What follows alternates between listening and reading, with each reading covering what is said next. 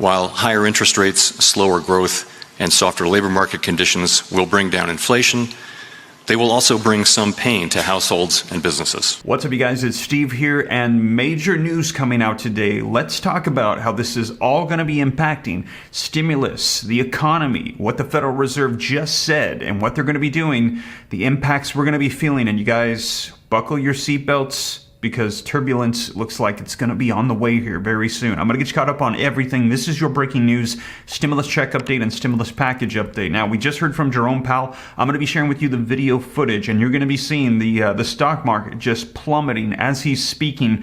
You're also going to, I feel like Jerome Powell is like an open book. You can pretty much watch him with the sound off, and you can tell he is delivering not so good news. Now, of course, the stock market reacts to everything, but the effects of this economically, we have not felt yet. This is what's going to be coming. So you guys, prepare yourselves for higher interest rates. Potentially, we're hearing we could be entering into a recession. We're going to see. And now it's very difficult to judge what's going to be unfolding because it's a balancing act. The Federal Reserve, as you know, when the pandemic hit, it stopped everything. Now, in order to keep our economy going, they had to pump money into the system. Stimulus was coming out left and right. Now, there's the argument that we did too much stimulus. So now things are overheated. We're seeing inflation. The money circulating is going way too fast. They need to slow it down before prices get out of control and people can't handle it. Now, also, there's the argument that there's supply chain issues. There's the war. There's an assortment of different things. But regardless of what the source is, the Federal Reserve needs to slow it down. So they're cranking up those interest rates. We're hearing about quantitative tightening,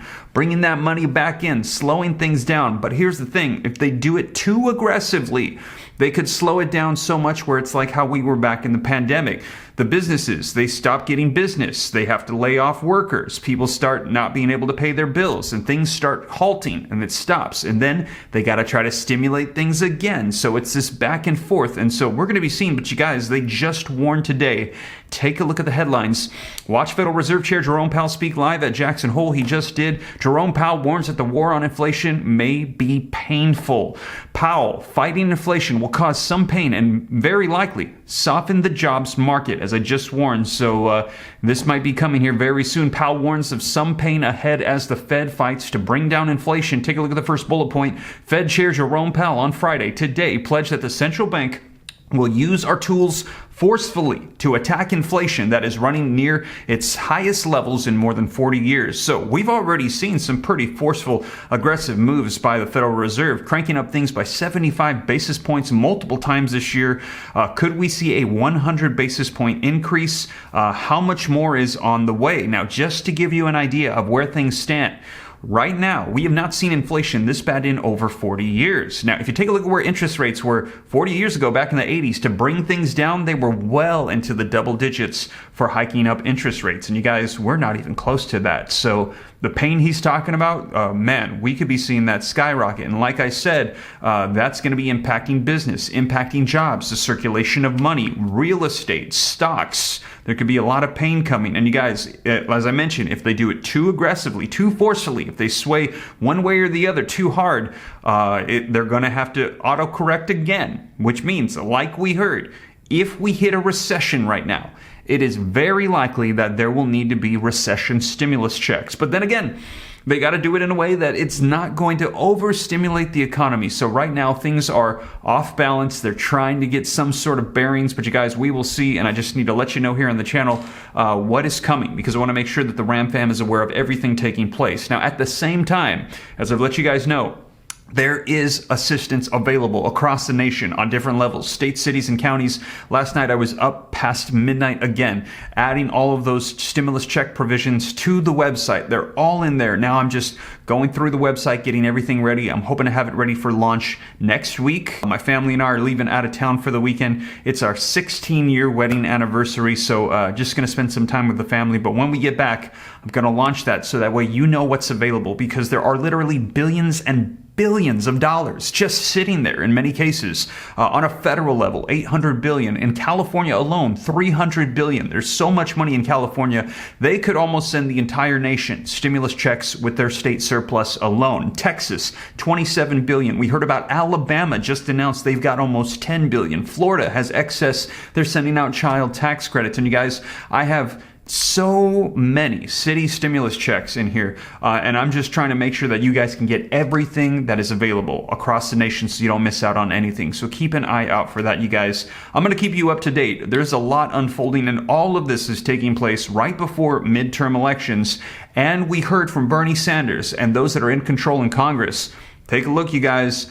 They're going to start sending out more. They're saying all the promises of the past, they're going to bring them back. We had heard about child tax credits, stimulus checks, Social Security increases, free childcare, free college tuition, wiping out the student loan debt would be the first executive action to come, and we just saw it, and we're seeing it's going to be challenged. So you guys, there is a lot hanging in the balance right now, and it's of no surprise. As we mentioned, all of this was going to be ramping up right now before the midterm elections. And you guys, we will see. I will keep you up to date. Things are going to get pretty intense here with our economy. That's what we're hearing.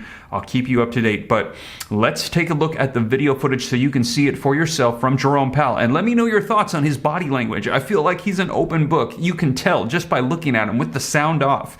He is delivering not so good news. And also, you can see the stock market as he's speaking just going down because this is, we're entering in some turbulent economic environments here with this news coming out, you guys. But like I said, I'll keep you up to date. So let's go ahead and take a look so you are aware of everything. And if you guys appreciate the updates, regardless of what it is, if you appreciate being in the know of what's taking place, do me a favor, smash the like button. Helps out the channel a ton. Thank you guys so much. Leave your comments, share this out. If this is your first time here and you want to stay up to date, it's totally free. Why not come join the Ram fam? I'll keep you up to speed on everything going on. All you got to do is very quickly hit the subscribe button, turn on the notification bell. Any specific questions for me, shoot them to me in the DM on Instagram at SteveRam3. Consider joining my second channel, Steve Ram Finance. Going to get you some more economic updates on that channel as well to help you learn about growing wealth and personal finance. And with that being said, though, you guys, let's take a look at what Federal Reserve Chair Jerome Powell had to say today on the United States economy and the pain that is coming our way. Let's go ahead and take a look. I have discussed broad topics, such as the ever-changing structure of the economy and the challenges of conducting monetary policy under high uncertainty. Today, my remarks will be shorter, my focus narrower, and my message more direct. The Federal Open Market Committee's overarching focus right now is to bring inflation back down to our 2% goal. Price stability is the responsibility of the Federal Reserve and serves as the bedrock of our economy. Without price stability, the economy does not work for anyone. In particular, without price stability, we will not achieve a sustained period of strong labor market conditions that benefit all. The burdens of high inflation fall heaviest on those who are least able to bear them. Restoring price stability will take some time and requires using our tools forcefully to bring demand and supply into better balance. Reducing inflation is likely to require a sustained period of below-trend growth. Moreover, there will very likely be some softening of labor market conditions. While higher interest rates, slower growth, and softer labor market conditions will bring down inflation, they will also bring some pain to households and businesses. These are the unfortunate costs of reducing inflation. But a failure to restore price stability would mean far greater pain. The U.S. economy is clearly slowing from the historically high growth rates of 2021, which reflected the reopening of the economy following the pandemic recession. While the latest economic data have been mixed, in my view, our economy continues to show strong underlying momentum.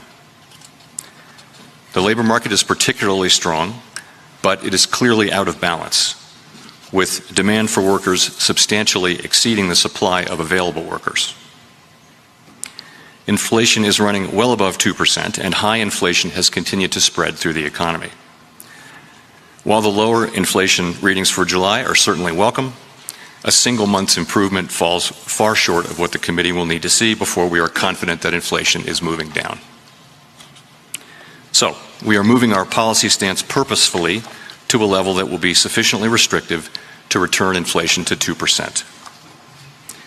At our most recent meeting in July, the FOMC raised the target range for the federal funds rate to 2.25% to 2.5%, which is in the summary of economic projections range of estimates of where the federal funds rate is projected to settle in the longer run. In current circumstances, with inflation running far above 2% and the labor market extremely tight, estimates of longer run neutral are not a place to pause or stop. July's increase in the target range was the second 75 basis point increase in as many meetings, and I said then that another unusually large increase could be appropriate at our next meeting. We are now about halfway through the intermeeting period. Our decision at the September meeting will depend on the totality of the incoming data and the evolving outlook. At some point, as the stance of monetary policy tightens further, it likely will become appropriate to slow the pace of increases. Restoring price stability will likely require maintaining a restrictive policy stance for some time. The historical record cautions strongly against prematurely loosening policy. Committee participants' most recent individual projections from the June SEP showed the median federal funds rate running slightly below 4% through the end of 2023. Participants will update their projections at the September meeting. Our monetary policy deliberations and decisions build on what we've learned about inflation dynamics, both from the high and volatile inflation of the 1970s and 1980s, and from the low and stable inflation of the last quarter century. And in particular, we're drawing on three important lessons that I'll highlight. The first lesson is that central banks can and should take responsibility for delivering low and stable inflation. It may seem strange now that central bankers and others once needed convincing on these two fronts. But as former Chairman Ben Bernanke has shown, both propositions were widely questioned during the Great Inflation period. Today, we regard these questions as settled. Our responsibility to deliver price stability is unconditional. It is true that the current high inflation is a global phenomenon, and that many economies around the world face inflation as high or higher than seen here in the United States. It's also true, in my view, that the current high inflation in the United States is the product of strong demand and constrained supply, and that the Fed's tools work principally on aggregate demand. None of this diminishes the Federal Reserve's responsibility to carry out our assigned task of achieving price stability. There is clearly a job to do in moderating demand to better align with supply. We are committed to doing that job.